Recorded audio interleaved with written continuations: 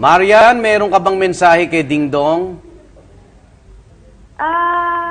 Madami, pero hindi ko palagi nasasabi sa kanya. Pero gusto ko lang sabihin sa kanya na sobrang thankful ako na naging asawa ko siya at sa lahat ng bagay sinusuportahan mo ako. Salamat, especially sa pagpapalaki sa anak natin.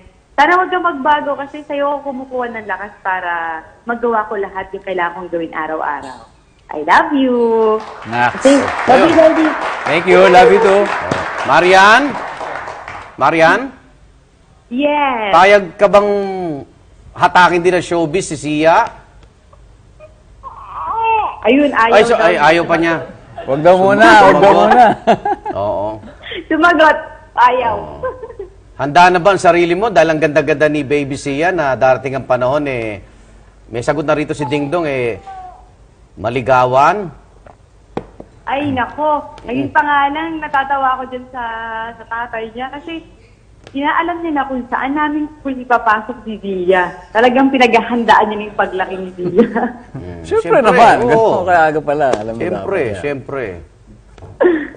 Mensahe kay Marian. Nag-aalaga ngayon. Pagbutihan mo yan ha. Maya-maya konti, nandiyan na ako. So ako naman ng relyebo. See you later. Salamat sa mensahe mo and I love you both. Okay, ganito pagtuwi. Bye-bye. Ay, happy anniversary pala sa inyo. Yes! Salamat. Salamat. 6th anniversary nila. Thank you, Marian. Pag medyo okay na si Zia, ako naman ang mag-guest dyan. Naku, ayan ha. Asahan namin yan ha. Kayong tatlo. Pwede, no? Ingat, di ka na namin abalahin. Alam kong busy ka dyan. Ingat. Good luck. Sayang. Hindi ko nasabi yung pick-up line ko sa kanya. Ano ba pick-up line mo? Baka pwedeng abulin natin. Hindi, okay lang. Ano ba pick-up line mo? Kunyari ako si Marian. Ano ba pick-up line? Ba't ba tayo napunta sa pick-up line? Ewan ko sa'yo. Mukhang marami ka pang gusto sabihin na hindi mo nasasabi kay Marian. Sa'yo na lang siguro.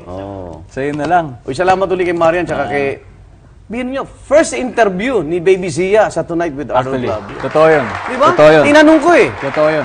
Pili ka bang magano sa showbiz? Sumagot Sabi. Hindi ba? Pambahay lang siya. Umalma Bahay lang.